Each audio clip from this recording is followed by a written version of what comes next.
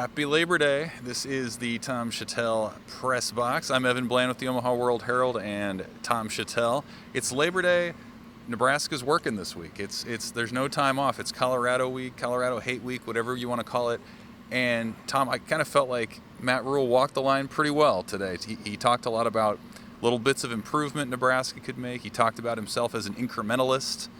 But he didn't necessarily buy in too much to this idea that Colorado is going to be this vastly different challenge where Nebraska is going to be coming at it from a different headspace. Yeah. Do you buy that? Was that coach speak? Oh, I think it's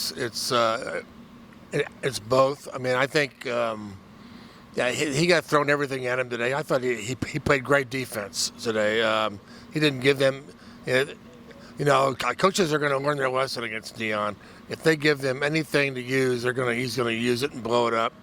And he didn't. He was asked about the difference in cultures, the difference in this and that, and did Deion reach out to you after last year's game because no, Deion's not going to reach out to Rhule. They're going to apologize for it. He uses stuff, and that's what he does. And so, but a lot of guys use that stuff too. So, I think he did well. He didn't want to give him anything, and he didn't. It is just another game, but for the fans, it's Colorado. And it's a revenge game because they lose last year. If it's a measuring stick, it's because are you better than last year? Are you going to beat the team that you lost to last year?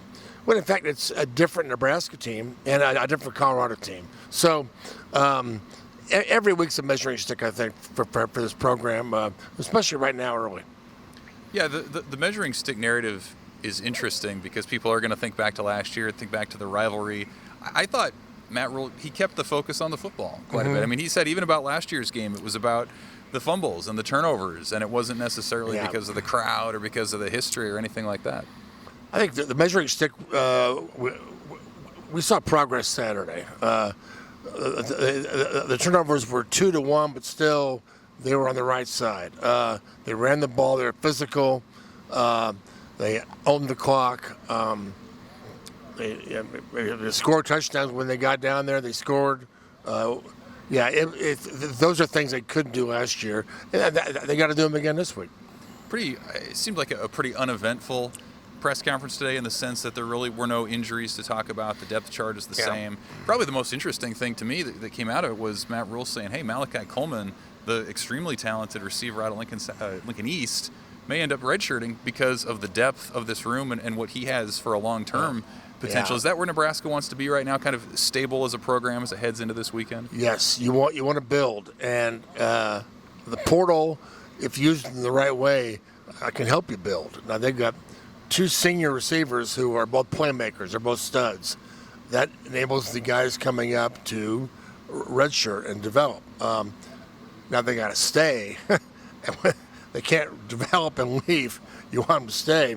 But, yes, that's what, Nebraska needed playmakers. They needed guys on the field who could score touchdowns, and they went out and got those guys. So, that to me, that's how you use the portal. So, I think it's an example of them being in a much better place than they were a year ago. That said, there are reminders of the venom of this rivalry. I thought Matt Rhule had a great little story talking about off season. He and his wife were going skiing, and a woman came up and asked, "Hey, are you Coach Rhule from Nebraska?" And he said yes, expecting her to be a Husker fan. And she said something that apparently he can't repeat. Right. So it kind of went the other way. I'm curious, Tom. You've covered dozens of these Nebraska-Colorado games through the years. Could you describe why? Like, where does that venom come from? Is there kind of a moment that stands out to you that really encapsulates the scorn that these schools have for each other? Well, it's gone back a long way. There was a former Colorado player back in the '70s who said, "Nebraska, I hate Nebraska more than I do dog poop on my shoe." I mean, that was back in the '70s.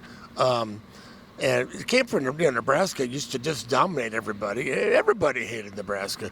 But Colorado was able to take, back in the mid-'80s, Bill McCartney, the coach of Colorado, one of the great moves in their program's history. identified a rival. He was from Michigan. He needed an Ohio State to get their attention. He chose Nebraska, chose wisely, and then it just became the Denver media took over, and it became a thing about cheerleaders are cows. They can't spell. They don't have they don't have indoor plumbing. They're all hillbillies, so on and so forth. And it just became Nebraska fans took that, and then of course Colorado beat them, almost beat them here in '88, beat them there in '89, and then Nebraska was going to the Orange Bowl all the time. Colorado stepped in and said, "Oh, I think we'll start going now." So, yeah, you throw all that together, and that people still remember that. But it's amazing because they've just played 3 times since both schools left the Big 12 in 2010. So those feelings are still deep. And I wonder what will that. I think this might be the last game for a while. Is this rivalry going to hold up if they don't play again for like another 10 years? It's going to be interesting. Well, it's going to have a little something for everybody. If you want to draw upon the stuff from the 80s and the 90s, you can do that. If you want to think back to 2018 and a Colorado defender twisting Adrian Martinez's knee, you can do that. A whole bunch of other stuff in between. I think one thing we can agree on Saturday night is going to be electric. It's going to be one of the top atmospheres, certainly in the Big Ten era for Nebraska. Don't you think? Absolutely. Yeah, it's going to be a lot of fun. We'll be there. You'll be there. You'll be watching. We know it. It's going to be a great time. Nebraska, Colorado, Saturday night. We'll be back this week with thoughts from players as well. Deion Sanders is going to be talking on Tuesday from Colorado, so lots yet to be said. For Tom, I'm Evan. Thanks for watching.